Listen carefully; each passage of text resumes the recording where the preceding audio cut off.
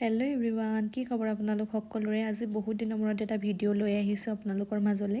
এফালে আমাৰ ওচৰৰ দিদি এগৰাকীয়ে কীৰ্তন পাঠ কৰাইছিল, যিহেতু ইয়াত নৱৰাত্ৰি চলি আছে 9 দিনৰ কাৰণে, আৰু তেখেতসকলে ঘৰে ঘৰে কীৰ্তন পাঠ কৰায়, আৰু তালৈ বুলি আমি আহিলোঁ, দেখিছেনে? আৰু এয়া হৈছে নেক্সট দিনা, যিহেতু নৱৰাত্ৰি আজি শেষৰটো দিন, সেইকাৰণে আমাৰ ইউনিটত খানা আয়োজন কৰা হৈছিল আৰু আমাৰ ফেমিলি মেম্বাৰবিলাকক মাতিছিল।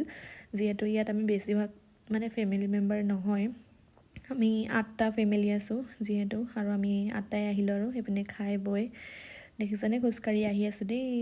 এফালে আহি পাই গ'লোহি চব্জি দোকান। ঘৰত একোৱেই নাছিল, সেইটো কাৰণে ভাবিলোঁ চব্জি লৈ লওঁ, আৰু এয়া চব্জি লৈ ডাইৰেক্ট আহি পাই গ'লোঁ ব্লেংকেটৰ দোকান। যিহেতু ইয়াত বহুত বেছি ঠাণ্ডা, এখন দুখন ব্লেংকেটে নহৈছে আৰু কি কৰিব। এফালে মই বহি আছোঁ আৰু মানুহজনে ভৰাই আছে।